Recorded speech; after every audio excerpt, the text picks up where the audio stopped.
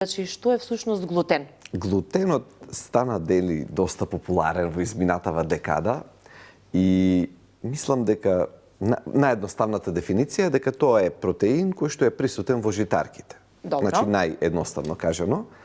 Меѓутоа се создаде фама, да речеме, на еден начин околу него во изминативе 10 години, малку повеќе, бидејќи се испостави дека кај некои луѓе е реален проблем, и тоа веќе го знаеме кај целијакија кристално јасно, кај одредена група на луѓе до некаде прави проблем, тука имаме се уште нејасноти, и кај огромното мнозинство од населението, 98-99%, не прави никаков проблем.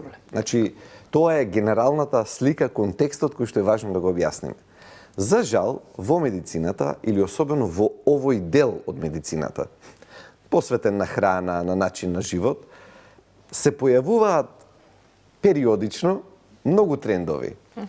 Ако земеме да ја гледаме историјата на диетите, да речеме, па во изминатите 70 години, постојано има некои трендови, постојано излегува нешто, да речеме, под наводници ново, и ќе се створи фама, ќе се престане да се јаде ова или ова, или ќе се премине исклучиво на одредена храна, некој макронутриент, посебно нели протеините, и луѓето мислат, ете, тоа го најдовме и за 5-10 години ново нешто ќе излезе.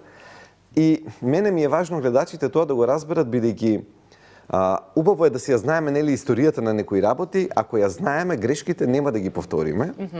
И убаво е да знаеме дека вакви трендови кои што испаѓале ова е штетно, она е штетно, ова да престанеме, она да престанеме, честопати се појавувале и не биле во право. Времето покажало.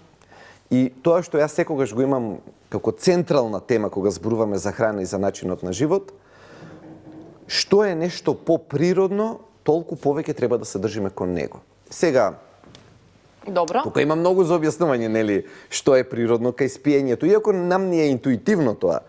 Но жално е што знаете како треба науката да го проучи нештото и да ни ја врати назад информацијата. Пример, сега е многу популарно да се проучува спиењето, да речеме, колку часа, па кога треба да ете, така, се тоа е многу популарно.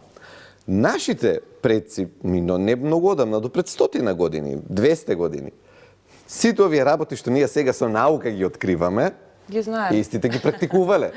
И тука е тој парадокс. И така и глутенот до некаде, да речеме, е таа приказна, кога бил користен многу време назад. Сега една логиката да ја објасниме на тие движења кои што го обвинуваат, да речеме, глутенот и надвор од целијакија, и надвор од конкретната состојба, велат дека, нивната логика вели дека земјоделието како такво, нели, бидејќи житарките се негов главен извор, постои 10 до 12.000 години, од регион до регион, и дека ние како луѓе не сме имале доволно време да се адаптираме на толку високо ниво на глутен, бидејќи лебот е присутен, да речеме, во овој период, откако постои земјоделието. Претходно сме ловеле, сме собирале, сме наоѓале храна, како и да е. Но науката покажува спротивното, дека 10 до 12.000 години се доволно ние да се адаптираме на присуството на глутенот, да речеме. Така што ова е генералната слика стартна за. Така, што е